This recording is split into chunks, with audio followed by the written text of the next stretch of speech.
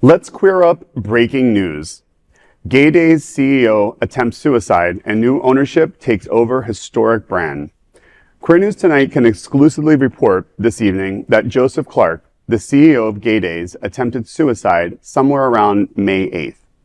After days of staff and business associates not being able to communicate with Clark, sources close to Gay Days advise Hotspots happening out that the former owner of Gay Days, Chris Manley, was asked to check on him at his home in Orlando. He was found non-responsive and on the floor. One source said that he had been on the floor for an extended period of time. Other sources who asked not to be identified have advised that a new ownership team has formed and Gay Days is now fully under the control of the new ownership group and no longer owned by Clark. Gay Days, which started in 1991, has become a major pride gathering. As many as 150,000 have gathered the first weekend in June to celebrate Red Shirt Day at Walt Disney World in Orlando. Gay Days has had a turbulent several years, which included a date change to August over hotel conflicts, COVID pandemic, and management issues with Clark's leadership. Gay Days has shared the weekend in Orlando with One Magical Weekend Festival, Girls in Wonderland, and various Bear events. This year, World Pride in Washington, D.C. is taking place the same weekend, which prompted One Magical Weekend to move to the last weekend of May. Gay Days did not move, and there has been much speculation about the financial health of the event. There is no definitive word yet on reasons associated with Clark's suicide attempt. Clark has been involved with the event since 2012. Sources told Hotspots Happening Out executive producer Al Ferguson that the new 3-member ownership team has secured all contracts for 2025 Gay Days, including hotel, entertainment contracts, and events. One source close to the event told Ferguson it will cost approximately $80,000 to cover unsecured debt and that it will be completed tomorrow. We can confirm that the 1,500-room DoubleTree Hotel has a contract for Gay Days in 2026 and 2027, and it will go forward. Sources also confirm that Gay Days' new ownership team will not launch Gay Days Reno for the fall as previously planned by Clark. The fast-moving events related to Gay Days does not appear to have direct results on this year's June 5th through 9th event. Queer News Tonight will continue to closely follow this breaking news story. Hotspots Happening Out has had a more than 15-year relationship as presenting sponsor of Gay Days. Everyone at Hotspots Happening Out hopes for Joseph Clark's speedy recovery and that Gay Days continues to be a major event for the LGBTQ community. That is a big LGBTQ story for today. There is no other queer nonprofit media platform like this in the entire world. Support our LGBTQ stories by subscribing and sharing Queer News Tonight. Welcome to Queer News Tonight. This is the world's first and only LGBTQ daily news television show, broadcasting live and available on demand on your favorite streaming channels. We are proud to announce that YouTube has recognized Queer News Tonight, certified by analytics company vidIQ as the world's most popular LGBTQ streaming news show. Our queer stories have reached over 10 million views. We are proud that Queer News Tonight has more YouTube subscribers than any other LGBTQ brand in Florida. We thank you for watching and supporting our voice in the LGBTQ community. There is no other news program in the LGBTQ world like Queer News Tonight. It is Tuesday, May 20th, and we are live and literally out of the closet and into the headlines. So many of your important stories we'll tell this evening on Queer News Tonight.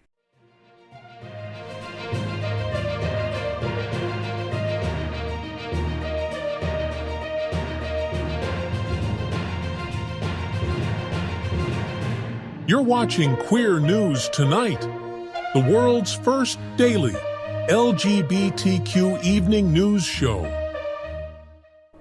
Welcome to the world's most important LGBTQ evening news show. Hotspots Magazine Happening Out Television Network is a nonprofit 501c3 media company in the same model of PBS and NPR, but designed for the LGBTQ community.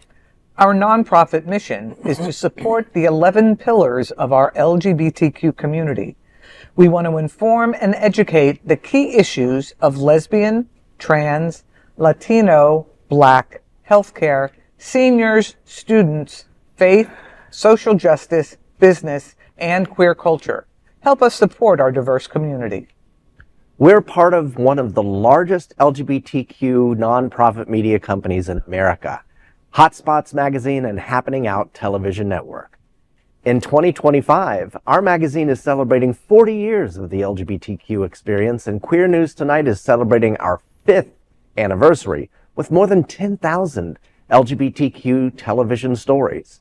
We will produce the 25th anniversary of our Stonewall Pride Parade and Festival on June 14th, and we present Pride Fete in August, as well as Pride Fort Lauderdale in February. Our magazine events, television news, talk, and entertainment shows support our mission to educate the LGBTQ and broader community. In 2025, more than 100 community leader anchors will host this show to support the LGBTQ community. Let's meet today's anchors at Queer News Tonight. Let's welcome Yvonne Rohrbacher. Yvonne is a 35-year activist in South Florida and was the founding VP of the Pride Center here in South Florida. She currently volunteers and supports the Women's Fund at Stonewall Museum and Library and other local groups. Yvonne, the Pride Wednesdays are held at Casa Monarca to benefit Sunshine Cathedral. Tell me what's happening out. Can't wait. Casa Monarca Mexican restaurant in Fort Lauderdale is spicing up midweek celebrations with Pride Wednesdays. It'll be a vibrant weekly event combining Mexican flair and community spirit. Held every Wednesday from 4 p.m. to 10 p.m., the entire restaurant transforms into a festive space, offering extended happy hour specials on food and drinks. Guests are invited to enjoy refreshing margaritas, authentic Mexican dishes, and an atmosphere full of fun and friendship. Pride Wednesdays offers a portion of all proceeds from the night to benefit Sunshine Cathedral. Further details are available on Casa Monarca's Mexican restaurant's official social media pages. Well, that made me hungry. Mm-hmm. That sounds awesome, and it sounds like too far from my house. So goody. Yeah, lucky you. I feel my stomach grumbling now. Mexican sounds good. Yeah. Yeah, and I like, when we have a lot of these local businesses that try to give back to the community and actually program for us, which I think is really important, especially when they're outside of the hot spots of Wilton Manors or Miami Beach. So go out and support those restaurants that are giving back to the community. Like Please do. Agree. And I'll bet it's going to be good. Yeah. Well, Queer News Tonight looks forward to seeing you at Pride Wednesdays at Casa Monarca. And that is a big LGBTQ story for today. There is no other queer nonprofit media platform like this in the entire world. Support our LGBTQ stories by subscribing and sharing Queer News Tonight. Let's welcome anchor Cindy Brown. Cindy was an early organizer of the Miami AIDS Walk and the White Party for Care Resource. She is the programs director for the Lambda Living program at Jewish Community Services, and she also served as the founding executive director of Miami Beach Pride. Cindy, T.A.W. Splash Pool Party by Thou Art Woman is on June 13th. Tell me what's happening out. Well, on Friday, June 13th, that's right, Friday the 13th, Fort Lauderdale's Easton Rooftop Pool and Lounge will host the sizzling T.A.W. Splash Pool Party by Thou Art Women from 6 to 9:30 p.m. LGBTQ individuals and allies will gather for a sun-soaked evening filled with music, community, and unapologetic joy. With tickets priced at $13.39, the event promises an electric rooftop atmosphere featuring live DJs, signature cocktails, and a vibrant poolside crowd ready to celebrate love and freedom. Organizers are calling on everyone to show up in style, whether they're diving into the pool or basking in the rooftop vibes. For more details and ticket purchase, visit eventbrite.com. You know, the ticket price is $13.39. I wondered what the significance of that was, so I did a little Google, and apparently it's an angel number. So, it's a positive number for the event, and, Thou Art Women is such a fantastic organization that showcases artists from our community. So, yeah, and a pool party. Yeah. And for me, it's great. It's over by 9:30. Fort Lauderdale is almost a real city now. We have these hotels downtown with rooftop bars that are letting us do events. That it's kind of a cool new thing. What about you, Scott? Are you going to take a dive in the lady pool? Well, I did that once, but that was back in high school. highly my prom date. Oh, Now he is thou art gay. right, there you go. Well, Queer News Tonight looks forward to seeing you at the T.A.W. Splash Pool Party on June 13th. That is a big LGBTQ story for today. There is no other queer nonprofit media platform like this in the entire world.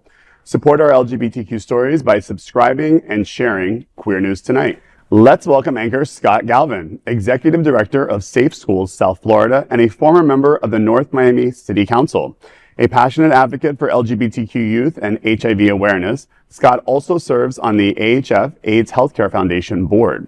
Scott, QueerFest 2025 celebrates QTPOC healing through art on May the 29th. Tell me what's happening out. Well, on Thursday, May the 29th at 7 p.m., the 5th annual QueerFest will return to Dear Eleanor, just outside of Wynwood, as a vibrant celebration and healing space for QTPOC survivors of violence. Organized by Reflect Collective, this 18 and up variety show features an electrifying lineup of drag, live music, burlesque, and a visual art created by and for queer and trans people of color. Attendees can expect performances by Sin Silva, Vanity Lux, Noah Sinclair, and more. With hosts Bad Poppy and Ground Zero King, the event also includes vendor tables, a sensory space, a queer survivor art exhibit, free giveaways, and on-site confidential HIV testing. Tickets range from $10 to $40 with VIP perks available. Full details are at reflectcollective.org. This sounds like fun, and I just learned tonight that there's a new place in the hood in Wynwood. Because I'm a Dade County guy, that there's someplace new supporting the community down in the neighborhood. So it's fun to learn about. That's awesome. It sounds like there's going to be so much going on. Yeah, I love that this is programming for what we would really call the queer community. So it's kind of bringing the diverse entertainment. If you haven't ever seen Sin Silva perform, I highly recommend you check it out. Really? Yeah, check out his Instagram. Amazing performer. I've seen it at a few events before. So, Well, it's unfortunate that it has to be an 18 and over event because there's drag. That's something that we really gotta to fight back on because, someone who's 16, 17, 15, this could really be therapeutic for them to attend and learn. So hopefully we can get that 18 and over drag ban out of here. yeah, that would be. Well, they won in Naples recently. I hope. Did you see that they wanted to do an outdoor public drag show as part of their pride, and they had to go to court, and they won. Excellent. So, this is an awesome event. Right. It's just unfortunate that they have to restrict it. Yeah, but hats off to them for putting it together. Absolutely. Absolutely. Absolutely. It sounds like it's going to be awesome. Yeah. It'd be great. Well, Queer News Tonight looks forward to seeing you at the 5th annual QueerFest on May 29th. That is a big LGBTQ story for today. There is no other queer nonprofit media platform like this in the entire world. Support our LGBTQ stories by subscribing and sharing Queer News Tonight. And of course, let's welcome tonight's lead anchor, Jeff Oliverio. He's a financial advisor and certified financial planner with Truist Wealth in Fort Lauderdale. Jeff is one of the founders and the president of the Hollywood LGBTQ+ Council. Jeff, Hotspots Magazine's special Summer Swimwear and Underwear edition will be on stands on Thursday, May 22nd. Tell me what's happening out there. Well, Hotspots Magazine new issue will be on stands this Thursday on May 22nd. This is a special summer swimwear and underwear edition, including features like the one about Miami Swim Week from May 28th to June 1st. Don't miss the steamy summer swimwear and underwear shoot by local photographer Dale Stein. Readers will also get an exciting insight into One Magical Weekend starting May 29th and the Pride Cup 2025 starting on the same day, celebrating unity through sports. Don't forget to read about My Big Gay Italian Funeral, not mine, coming to Seminole Hard Rock Hotel and Casino, Hollywood on May the 31st. Readers will also enjoy entertaining insights on Hollywood in Deep Inside Hollywood by Romeo San Vicente, along with What's Hot and Out with Scott by Scott Holland and Hot Bodies by Leo Harley.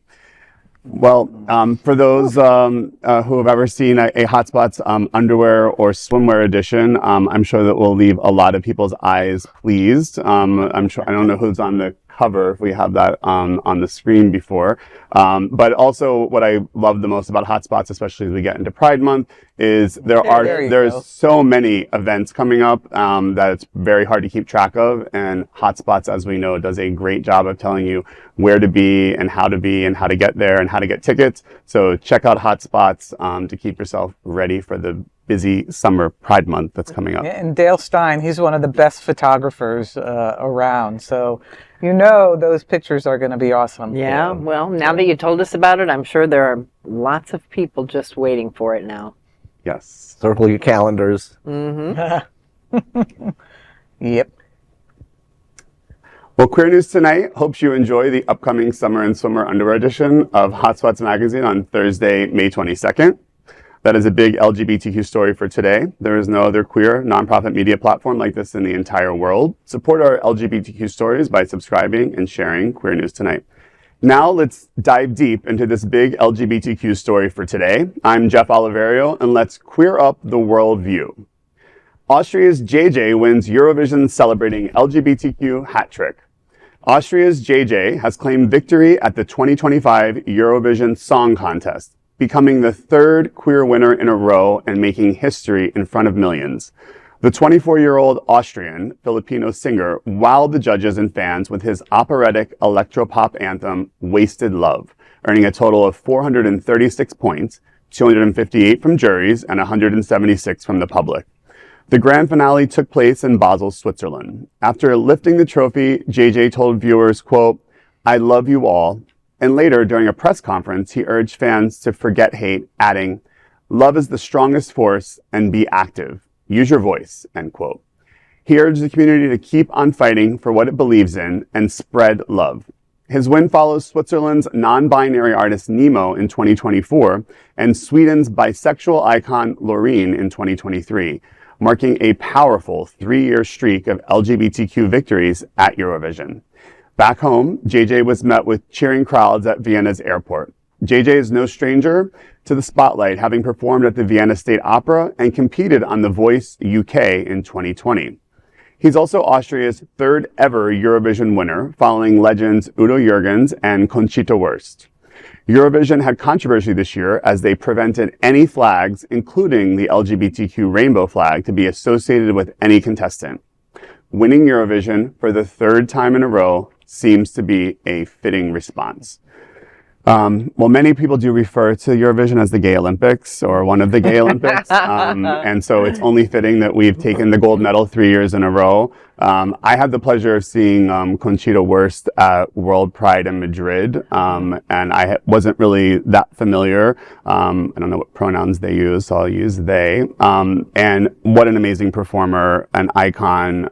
So, you know, the Eurovision is a huge platform. So many of our iconic stars have come from Eurovision.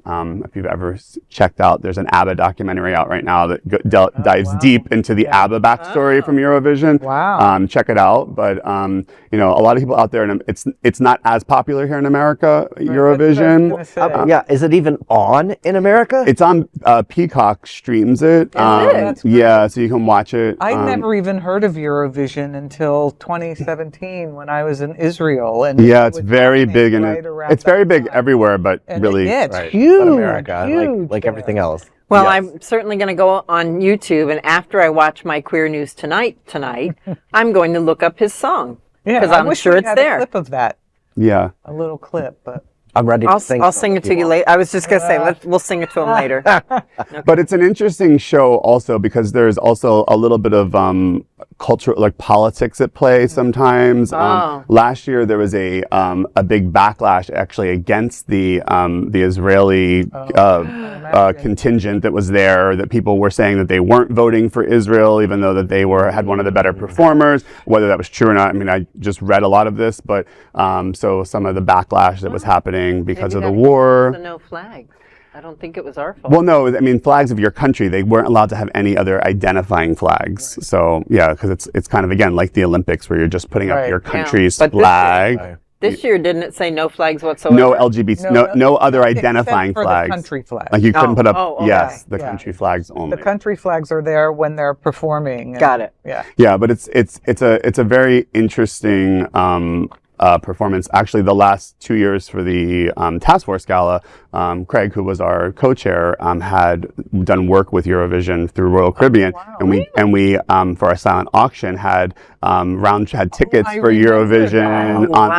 on the That auction. item. They Yeah. were a little out of my price league. Yeah, it was a That- really what an backstage awesome- experience. You got to yeah, go what an backstage awesome and item. everything during the filming. So it's a pretty big event. Like it's, again, people pay a lot of money for the tickets and very, very popular all throughout Europe. So check it out. Well, that is a big LGBTQ story for today. There is no other queer nonprofit media platform like this in the entire world. Support our LGBTQ stories by subscribing and sharing Queer News Tonight. Now, let's dive deep into this big LGBTQ story for today. I'm Yvonne Rohrbacher, and let's queer up gay culture. Queer joy shines bright at Camp in Maine from August 14th. For nearly 3 decades, Camp has been a lifeline of connection, growth, and pure queer joy for LGBTQ adults across the country. And this August, it's back.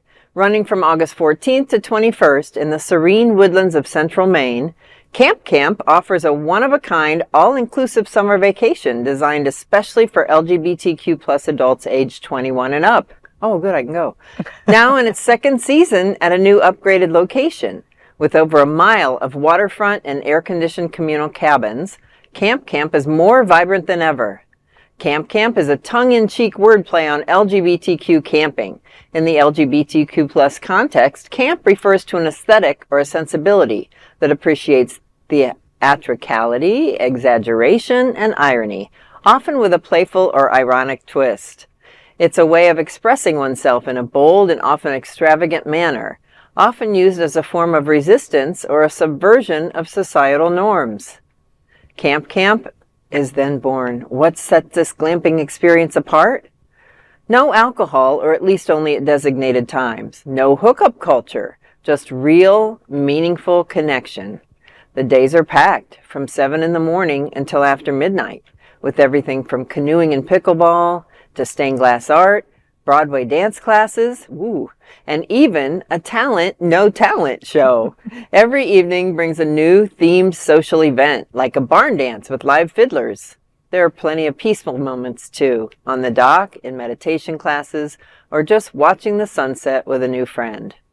Whether you're seeking new friendships, creative inspiration, or simply a place to be your full queer self, Camp could be the perfect place to recharge this summer. More details are available on campcamp.com. I have always wanted to go to Camp and my schedule has never worked out. It's been since 1997 that they started it. I have to say I've probably been wanting to go there for that long. So I was like 3, so I wasn't old enough. Right. Oh, she's laughing at me. Great. Wow. But it still looks awesome to me. And I know people that do other kinds of camps in Maine in the summertime, and they absolutely love it. So Yeah, I wonder if I can rearrange my a couple schedule. of times a summer camp when I was a kid. So Yeah. that sounds like something that would appeal to me, just Yeah. getting away from everything, turning And it's off going to the be phone. campy. Who doesn't love that? Yeah. Right. Oh, it's I go awesome. camping all the time, but mostly with a bunch of other women. But this would be really fun, especially since it would be more camping than campy than Right. It's got a lot of the women's entertainment. camp out. But Yeah, yeah, I it mean, looks super fun. It's fun, and And where else can you get stained glass art and barn dances? right. All in 1 week. All in 1 week. Yeah. Oh, sure and that Broadway it's dance beautiful. classes, I'm sure. You Yeah. know, Yeah. Maine, You're talking me into it. I don't know. foliage, Let's look it up. We Let's might see if have we to can do get it. there. Yeah. Yeah. Camp. And escaping the Maybe- heat here in South Florida in Yeah. August. Could we do a That- broad- That alone from sounds Camp? pleasant. Yeah. I Yeah. was going to say maybe, Yvonne and I should go And do a broadcast. A remote Yeah. broadcast. Camp. Oh, yeah. Paid for by happening out, right? Love it. Yeah. Love it. All right. Well, that is a big LGBTQ story for today. There is no other queer nonprofit media platform like this in the entire world. Support our LGBTQ stories by subscribing and sharing Queer News Tonight. Now let's dive deep into this big LGBTQ story for today. I'm Cindy Brown, and let's queer up the USA view. A Massachusetts study shows growing strain on LGBTQ even in the bluest of states. A new report from the Fenway Institute and the Equality Fund at the Boston Foundation paints a complex picture of LGBTQ life in Massachusetts, often seen as the most progressive and bluest state in the nation. Despite the state's reputation, the report finds persistent disparities between queer residents and their straight, cisgender peers in health, housing, and economic stability. Entitled LGBTQ+ People in Massachusetts, Strengths, Challenges, and Opportunities in a Diverse Community, the report shows that 9.1% of adults now identify as queer, a significant increase since 2016. But while the community is growing and geographically widespread, too many still face barriers to quality health care, financial security, and safe, welcoming spaces, especially those living outside the greater Boston area and people who are Black, Indigenous, or people of color. The report notes that LGBTQ adults are 1.6 times more likely to report poor health and 3.8 times more likely to have seriously considered suicide. Food insecurity also hits the community hard. 56% of queer households in the state report struggling to access food. Still, the report offers a roadmap for change, calling for better mental health services, more inclusive housing, and safe school environments. As Sean Cahill of Fenway Institute put it, quote, "We must maintain Massachusetts as a beacon of hope," end quote. And that means action, because even in the bluest of states, queer equality isn't guaranteed. Queer News Tonight notes that if these are the statistics in Massachusetts, what would the results be in deep red states in the South and in Florida? That's a very good question. It's hard for everyone now, and if we feel that if they're feeling the struggle in one of the most progressive states in the country, I know that the fact that they did the survey in and of itself is great news. Miami-Dade County did a similar study, and I sit on the LGBTQ advisory board for Miami-Dade County, and we took that survey and we are now creating our own roadmap to try and address these disparities. So, this is really important news, and the fact that they're using the results of the study to make changes and create a roadmap for moving forward that could be duplicated in cities and states across the country. Yeah, I think that's one of the unique things we have to keep in mind in these days going forward, not just on this topic, but similar ones. Florida has been experiencing the dregs of all of this for 4 years now. Right. We've learned lessons of survival that we'll now be able to teach to our friends in the blue states. I interact through AIDS Healthcare Foundation. I interact with a lot of folk who are in DC and New York and LA, and they're really having a hard time wrapping their heads around the current administration. How can things just sort of happen? But aren't there rules? Aren't there guidelines? And they're still grasping that, everything is off the table now. The things that you thought were the norms are gone simply because the leader spoke that they'd be gone. Right. And we are uniquely positioned in Florida now to tell our friends, there will be pathways forward. You just have to navigate it a little bit more. Right. Yeah, I mean, Massachusetts, if I'm correct, is one of the states that actually completely adopted like a universal health care. And so it's where a lot of the red states, of course, rejected tenets of Obamacare and didn't subscribe to the Medicaid protections that are available through Obamacare, the Affordable Care Act, excuse me. And so it's shocking to see that in that state, people are facing, the inability to access quality healthcare. So I can only imagine what's happening in the red. We don't have to imagine. They can't get any health They care can't at get all. any healthcare at all because so these ridiculous. people have access to healthcare if they've signed up for the state program, as I know that exists. However, they still can't get it. So imagine if you're in a state that doesn't even have access to it, and let alone, let's not even talk about mental health access in so general. important. Yeah. Well, that's why nonprofit organizations like Safe Schools, like JCS and Lambda Living, Yeah. Sunser, all of them are so important to the community because we know how to address mental health challenges in the LGBT community for people of all ages. And it doesn't matter if you have money or not. Yeah. We have organizations that can definitely help.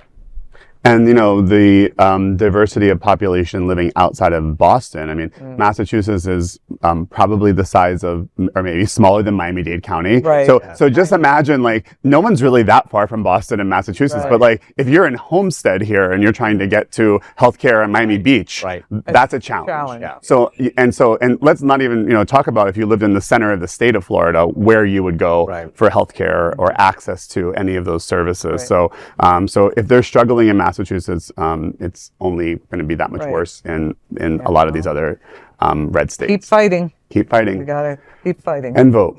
That is a big LGBTQ story for today. There is no other queer nonprofit media platform like this in the entire world. Support our LGBTQ stories by subscribing and sharing Queer News Tonight.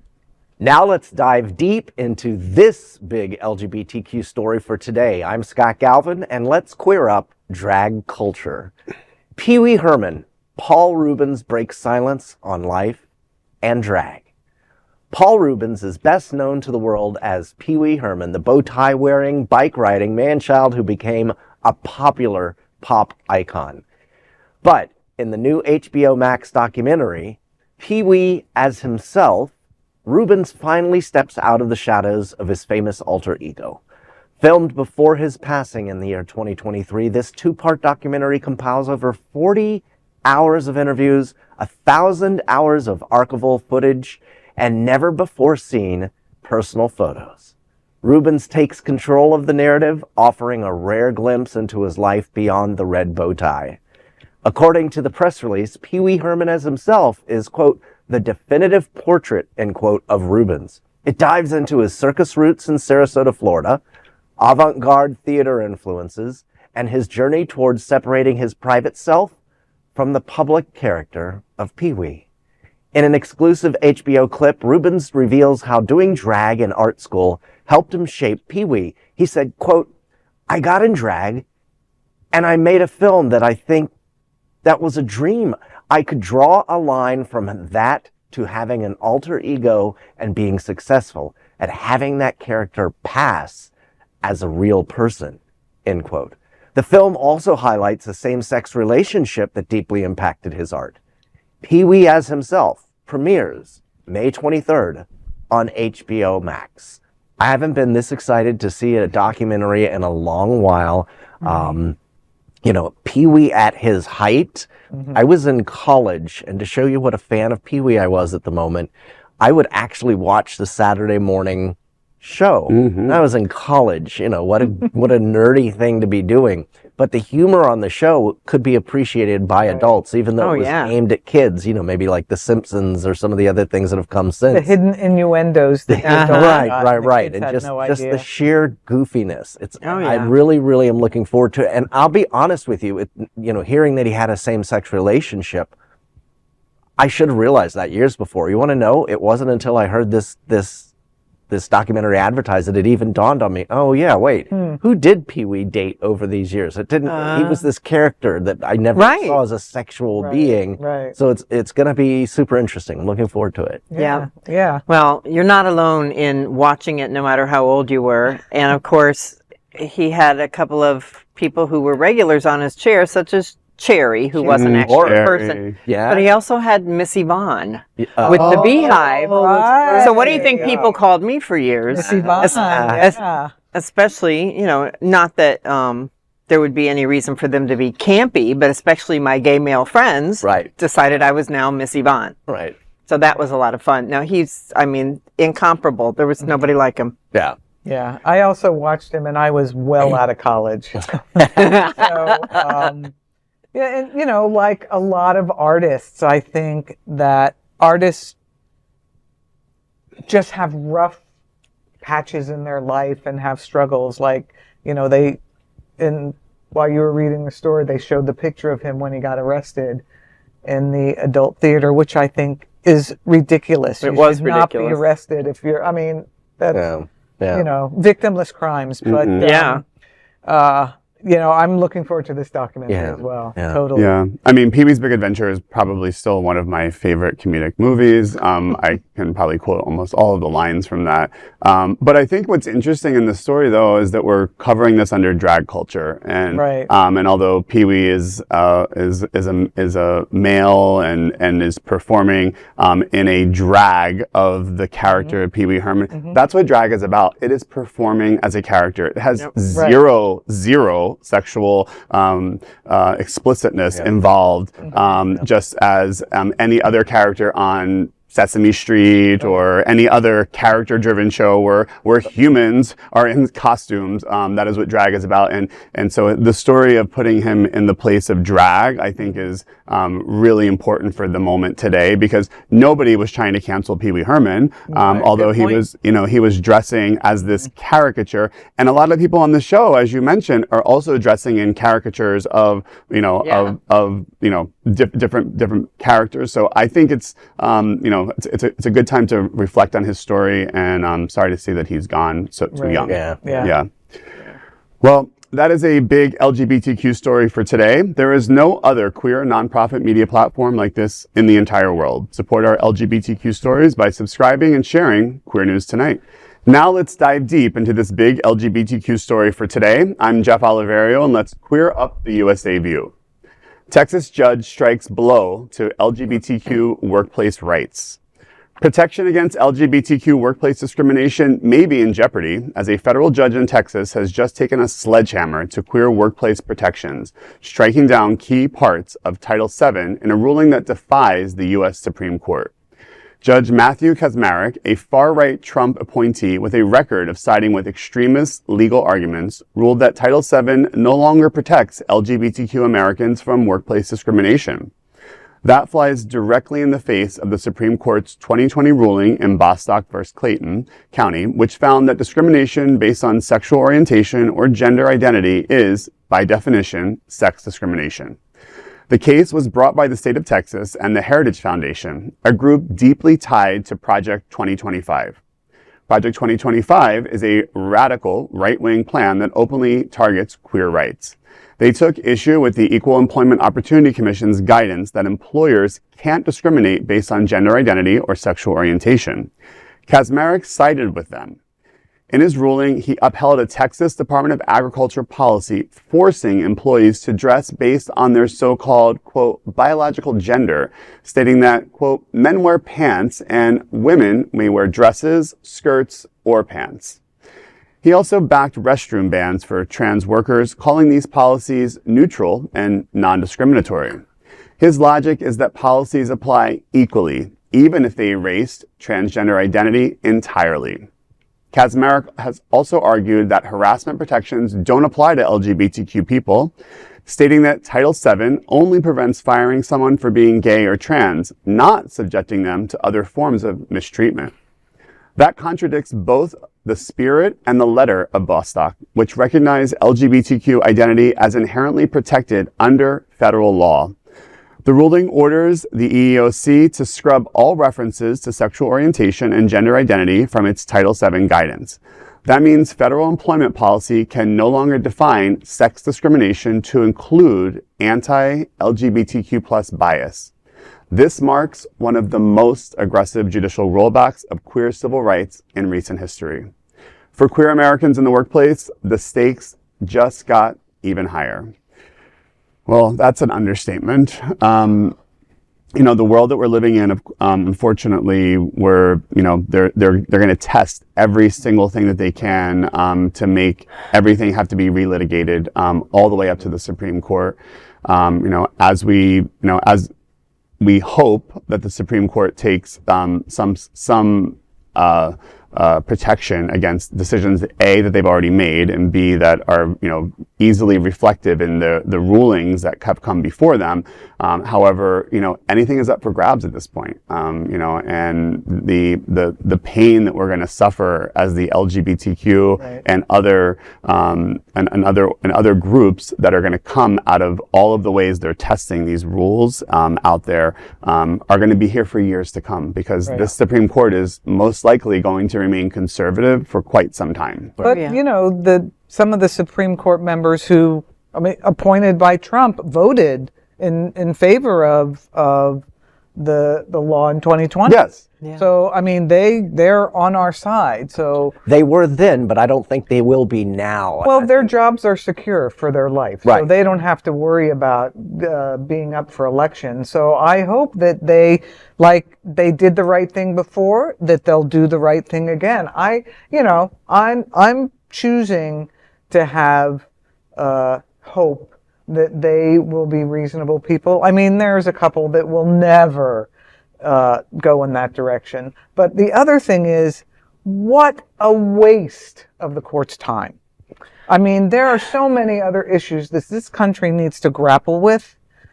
These are, culture wars. We don't need to be having them in Congress and Supreme Court. Deal with the important issues that need to be addressed. But Oh, yeah. on their side, these are the important issues that need to be addressed. They feel that if we fix the culture, everything else will fix Right. itself. And I come from whereas you choose to have hope, being a person of politics for Cynic. so many years, I come from a very dark place. I think the ringer that they're running immigrants through right now in 2025 is going to turn the page in 2026 to be running the gay community through that ringer. I think we're going to see club raids up and down Wilton Manors Drive.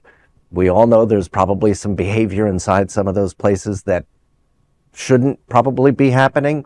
They're going to use that as a reason to shut down business after business after business. And even though some of those business owners will sue and get opened up again, the clientele is not going to come It's back. interesting you Yeah. talked about lawsuits, because I'm thinking about this and I'm thinking as far as this ruling, where did it come from? Who had the balls to sue regarding sex discrimination firings in Texas because they were LGBTQ to even bring this to the table? Right. Well, it's the conservative Because groups that it's hard. It's want so hard to have to Right. take that, to walk that road. You have to feel really strongly about being willing to ruin your life to file a lawsuit like that in the first place. I have to agree with Scott as well. If you saw just today, the Justice Department is going to investigate Chicago for race discrimination, for hiring black Too many people black people? in Yeah. Chicago. So if we can only use all of these, these little things that are happening all around us, it's not just LGBTQ people, it's not just immigrants, it's everyone they're coming for, and no one is safe. I think they're just mad because people are hiring friends of the best president we had in a long time. This is Right, who have no business doing what they're Yeah, doing. it's going to be No, an it's ugly ridiculous. time, and I think that we all would do ourselves a good service by recognizing that and getting ready for it, because it's not going to be easy. There's not going to be some midterm election No. that bails us out and We're going to stuff have like to that. stick together. This is 20 years from now, we'll still be fighting these same battles like it took from the 1950s until the 1990s to win some level of equality again. We're back in the 1950s. So 20 years, 30 years, maybe even 40 years, we're going to still have to be fighting these things. And Some people think that some of the things that are happening because of Project 2025 and the person who is living in the White House now will take centuries to put our country back the way it was in many ways. Yeah, no doubt. I like my expression. I've said it on the show before. They tried to bury us, but they didn't know we were seeds, and nobody ever gave the gay community anything.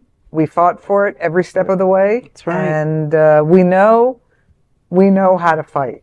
Yep. And we'll continue to do that even as they try and. It's funny that you say that. I got an invitation to a big political gala recently, and it reminded me of maybe 20, 25 years ago, a similar gala when my girlfriend at the time and I were the first and probably the only gay people to ever go ahead and slow dance together at the event. Wow. And should we have to go through that all over again, where that's like a big, brave decision to do stuff like that? Yeah. But that's where we are, you know. Yeah. I've said to people that are my age and older who are like, "Oh, Scott, I'm tired. I fought these fights. I don't know how to."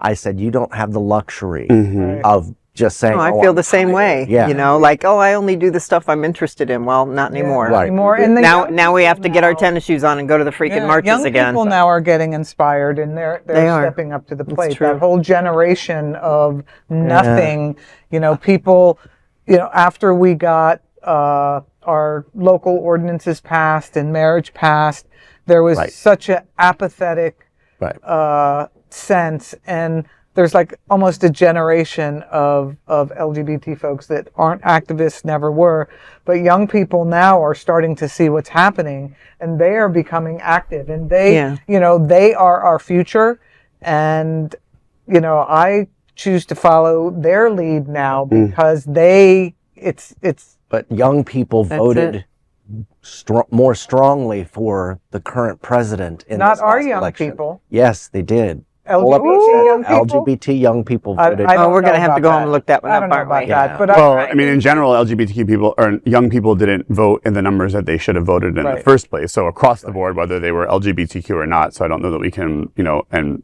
people in general didn't come out to vote as well.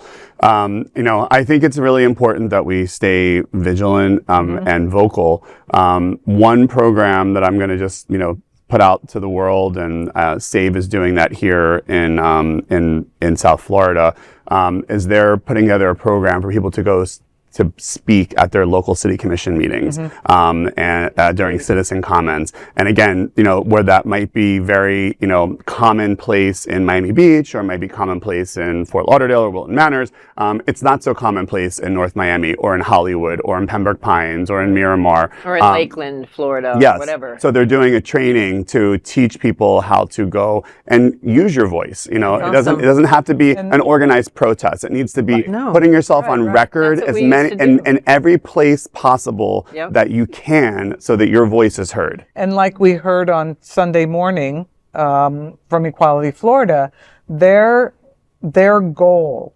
is wherever the opposition has 1 or 10 people, we need to have 10 people for every 1 people that they have. Yeah. It makes So perfect their sense. whole goal is about mobilization of people to go to these meetings and, you know, Flood be it. there so in much larger numbers. Well. And they're getting some results from that. So 20 and 30 years ago, that's how we did it down here. Right. I know you're the cynic. I'm a little more hopeful. I'm a Libra, so you know, I don't like conflict and whatnot. But you know, I'm choosing to hope that the worst isn't coming. Although I You're am ready prepared for it. Right, that's and the thing we have to- you know, I've been there before, so I've been in the trenches before. I don't want to go back in the trenches, but I will. Right. Well, stay ready, stay activated, and make sure you vote. Yep. And that is a big LGBTQ story for today. There is no other queer nonprofit media platform like this in the entire world. Support our LGBTQ stories by subscribing and sharing Queer News Tonight. Those are today's headlines from Queer News Tonight. These anchors represent the best of our LGBTQ and ally community. If our community is important to you, share this news with your friends and family. Join the conversation on your favorite streaming platform. Queer News Tonight is the only live LGBTQ digital television show in the world that is out of the closet and into the headlines. But we need your support. If our community is to grow and then thrive, we must tell our stories and bring them to the attention of the broader world. This is the only place in the world that tells these types of LGBTQ stories in motion and sound. That is the passion of Hotspots magazine, Happening Out television network, and Queer News Tonight. I'm your anchor, Jeff Oliverio, and on behalf of these LGBTQ reporters, the anchors of Queer News Tonight, including Yvonne Rohrbacher, Cindy Brown, and Scott Galvin, we will see you daily at 8 p.m. Into our LGBTQ world, we hope you will join us by embracing love, generosity, bravery, be transformative, and queer. Good night.